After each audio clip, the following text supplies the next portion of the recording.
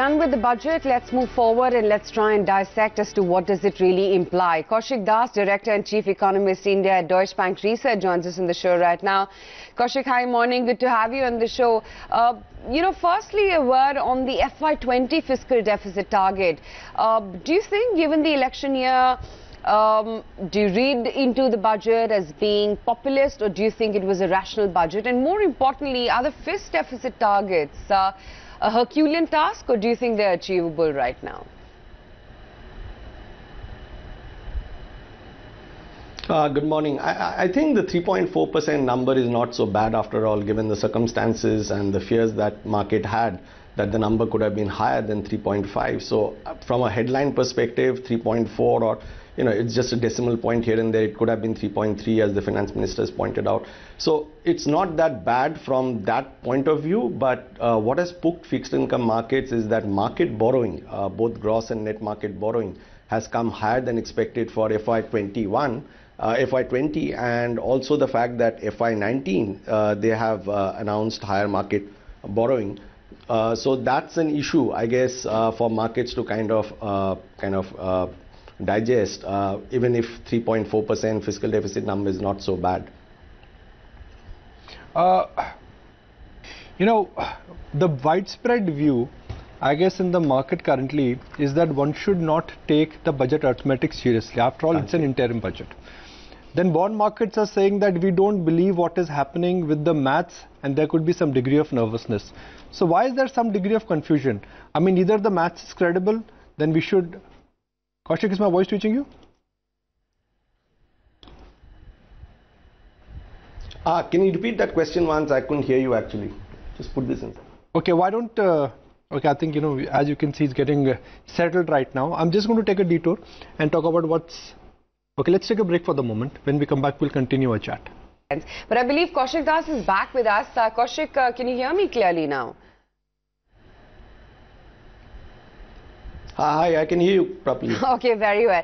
Kaushik, wanted to understand, what is it that you made of the way the 10-year paper actually moved in Friday's session? The fact that we're already sitting at a 5-week high, and that's the kind of, spike that you saw in Friday's session. What is the bond market now penciling in? Will it be a status quo from the RBI later this week, or do you think the RBI would have that elbow room to push ahead a rate cut?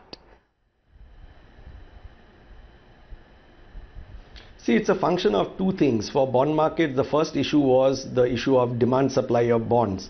So you're expecting a certain supply of bonds, and as the budget number or the borrowing number has shown, that you're going to get much higher gross market borrowing or net market borrowing than what was anticipated by the market. So it's always against expectations. And as I told you, FY19, they have said that they'll borrow another 32,500 crore from the market in February, March. So obviously this was taken negatively by the bond market. It's not about the headline 3.3 or 3.4. It's more about how much of market borrowings will hit, and that's negative from what has been announced. So that's one. The second is, obviously, given that market borrowing and fiscal deficit has come a bit higher than what market had expected, and we know that the state fiscal deficit would also be under pressure because many states would be giving their own kind of doles to different sections of the society. So your total fiscal deficit for center plus state and along with off-balance sheet items would be pretty high. And therefore, RBI should be cautious about signaling any rate cut at this point of time. So in my view, RBI probably would change the stance to neutral from calibrated tightening, given what's happened with the oil prices and Fed. But I don't think RBI should be considering a rate cut in February or even in April. This is the best time to stay on the sidelines and see how markets play out. There are a lot of uncertainties regarding US-China, about oil prices, and obviously about the fiscal. So it's better that RBI stays on the sidelines and at least observes till April before kind of signaling to the market about a rate cut. Okay, so Kaushik, closing comments. If bond markets get nervous with what's happening in the NBFC space, with what is happening to housing companies and their debt, is that a justified worry?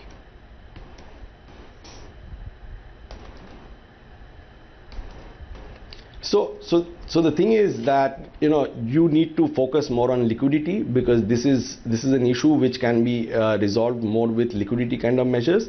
So to that extent, RBI has already kind of promised about 375 billion INR worth of OMOs in February, and if required, the governor has made it clear that or the deputy governor has also said that RBI will be the lender of the last resort.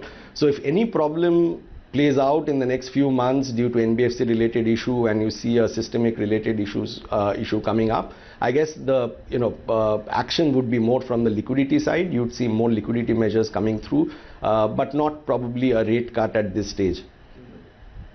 All right, Kaushik, appreciate your time. Thank you for joining us. Well, as we walk into trade